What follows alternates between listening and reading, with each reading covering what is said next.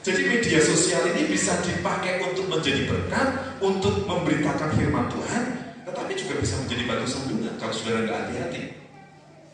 Seringkali pun saya tekankan kepada saudara, ketika saudara bermasalah dengan seseorang, hati-hati, kendalikan diri, kendalikan hatimu, kendalikan matamu, kendalikan jari jemarimu, ya, supaya nggak ketik status di Facebook, kemudian di Instagram, kemudian di WA. Buatlah status statement yang memberkati orang lain. Amin, saudara. Jangan mencaci maki, jangan mengutuk orang lain di media sosial.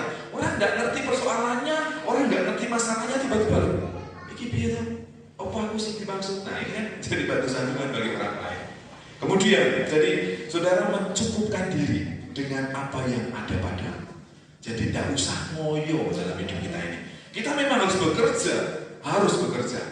Tetapi jangan sampai karena pekerjaan itu saudara kemudian meninggalkan Tuhan. Karena pekerjaan, karena kesibukan, saudara lupa beribadah kepada Tuhan.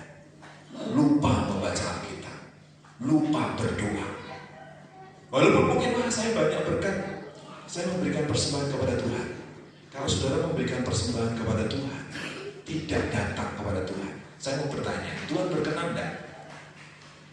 Saya mau titip persembahan ya untuk gereja. Tuhan tidak butuh uang. Amin, saudara. Tuhan butuh dirimu. Tuhan butuh penyembahanmu. Tuhan butuh ketaatanmu. Loh, Tuhan itu pencipta alam semesta, langit, bumi, laut, dan segala isinya itu milik Tuhan. Di dalam Mazmur Tuhan berkata, kalau aku lapar, aku tidak perlu minta uang sama kamu, tidak perlu minta makanan sama kamu.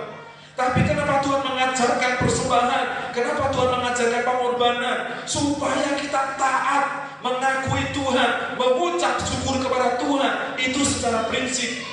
Makanya cukupkanlah dirimu dengan apa yang ada padamu. Karena firman Tuhan berkata, aku sekali-kali tidak akan membiarkan engkau, dan aku sekali-kali tidak akan meninggalkan engkau. Ini janji yang luar biasa.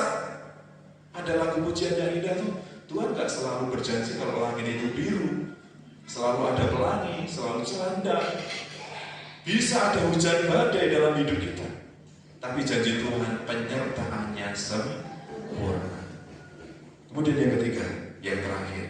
Jadi kalau tadi hidup dalam kekudusan, kemudian yang kedua hidup dalam kesederhanaan. Jadi kalau saya singgung lagi ya, banyak orang pamer itu akhirnya tampil dalam kepalsuan.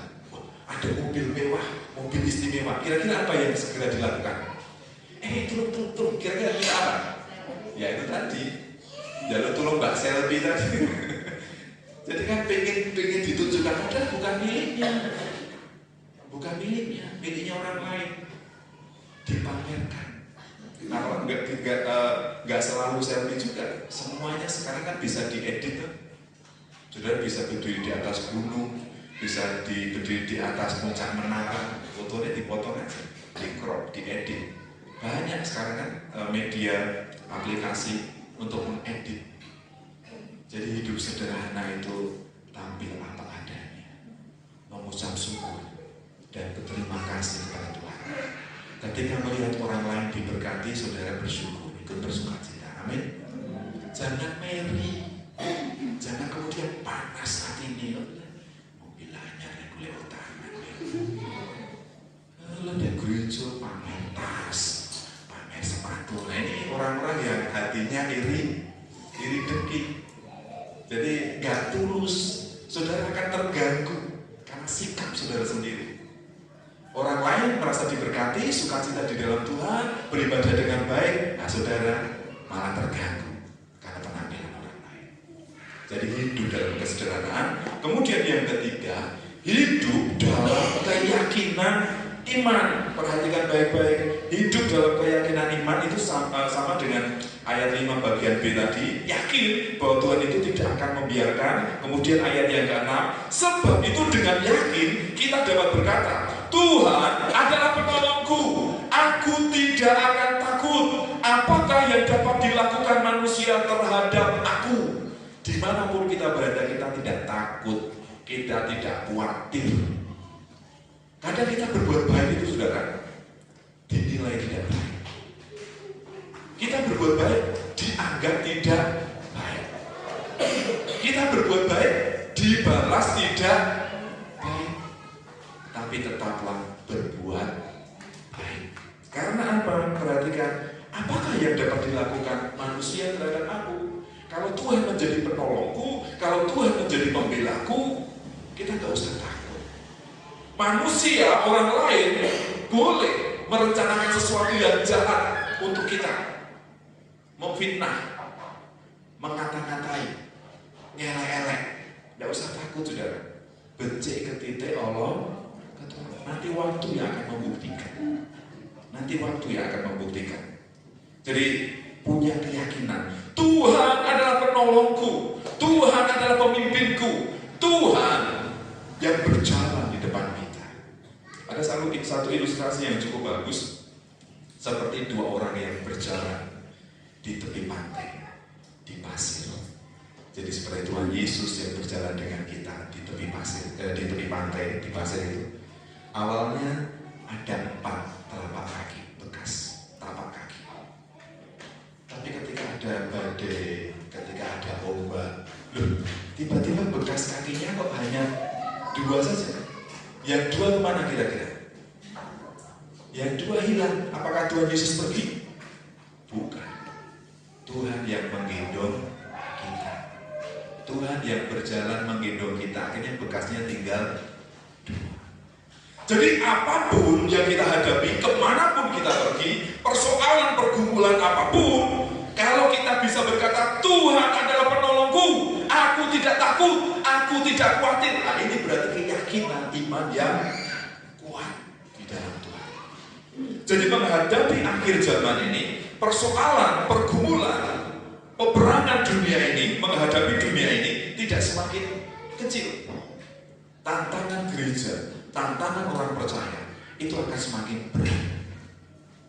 Tantangan anak muda itu akan semakin berat. Anak-anak sekarang itu kan tidak bersosialisasinya kurang. Kalau saya dulu waktu kecil ya dolanannya kan nekeran, baksodor. Sudah tahu baksodor? Warnami loh. Wah, itu sosial yang bagus sebenarnya. Sosialisasi dengan teman-temannya, perang-perangan, delian, gitu, nyemplung kalen. Wah, itu sesuatu yang menyenangkan. Tapi anak sekarang tidak ada. Delik di kamar. Kira-kira apa yang dilakukan? Kadang saya ngurung anakku ya, kayak harus pecah gendeng ya. Ngomong, kanan, kiri, padahal dia saya kira pecah gendeng.